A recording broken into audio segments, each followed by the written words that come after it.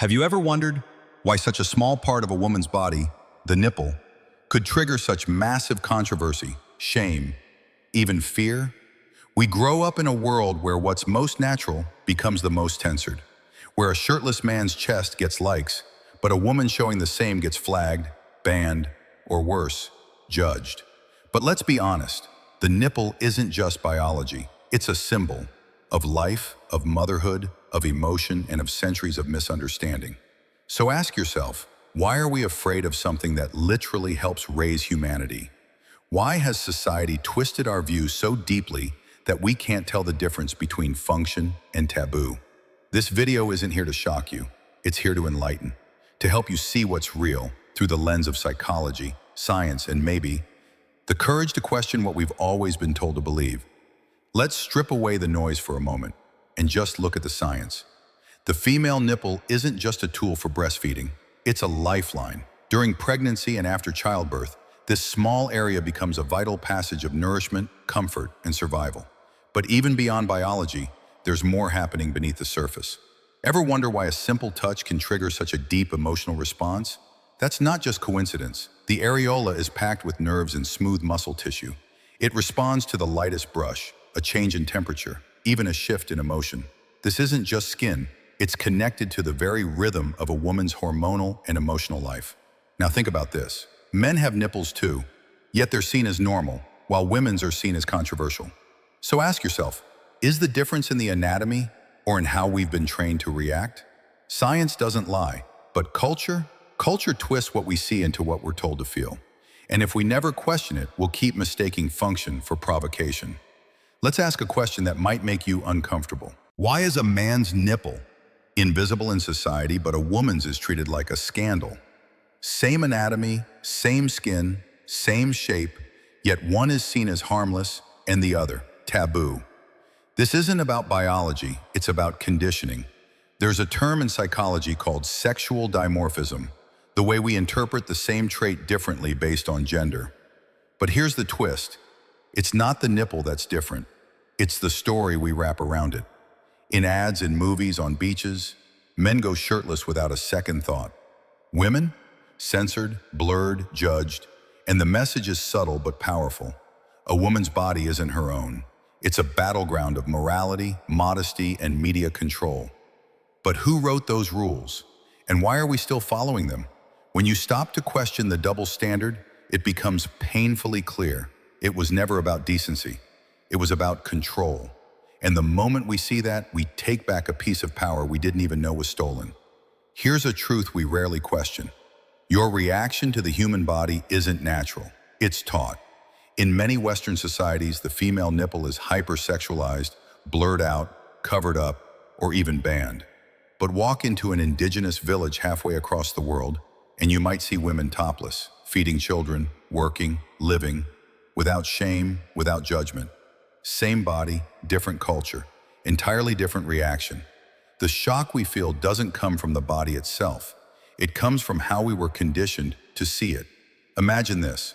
If you grow up being told that something is dirty, shameful, or forbidden, even a simple image can trigger discomfort. But that discomfort? It's not instinct, it's programming. And here's the kicker.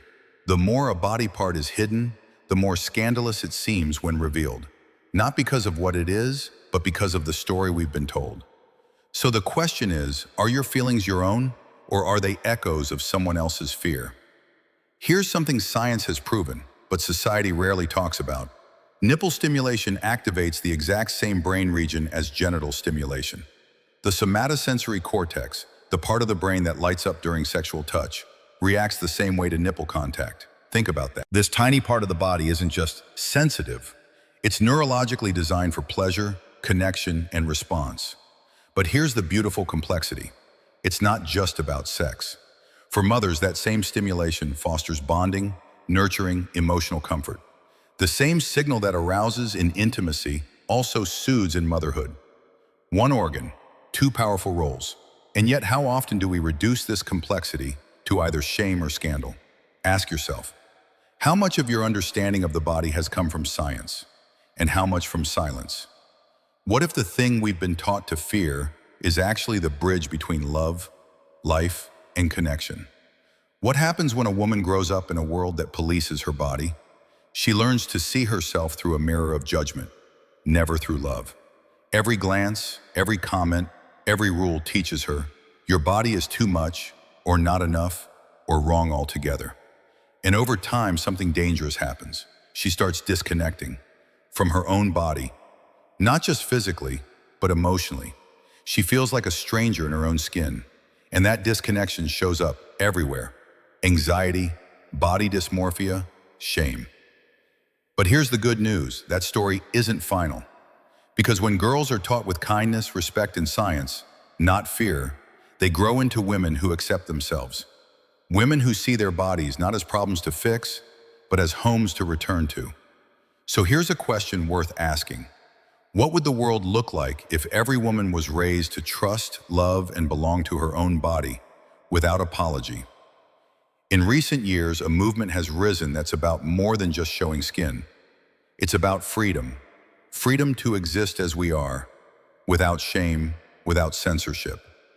The Free the Nipple campaign isn't a call to shock the world. It's a call to challenge the double standards that have existed for centuries. On social media, we see women's bodies heavily censored, while men's chests pass through the digital gates without a second glance. Why is this? Why are female nipples seen as a scandal, while male nipples are just there? The issue isn't about whether a body part should be covered or uncovered. It's about who gets to decide. And more importantly, why does it carry so much weight in our society? This is a battle of control, a battle for autonomy. Every time a woman's nipple is censored, it's a reminder that her body is someone else's to manage. But this goes beyond the body. It's about the mindset that says women's bodies are inherently sexual and need to be hidden.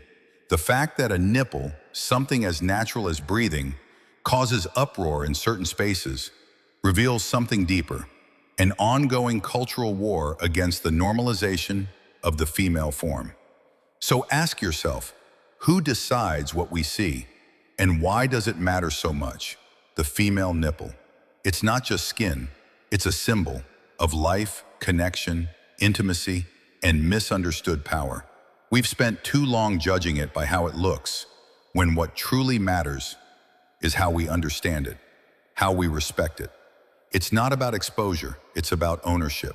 It's not about shame, it's about science. It's not about silence, it's about conversation.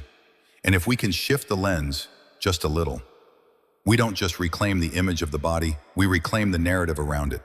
Because every time we choose understanding over judgment, dialogue over censorship, and respect over fear, we're not just changing minds, we're rewriting culture. So if this video made you think, even just for a moment, share it, start the conversation. Be the one who helps society grow up.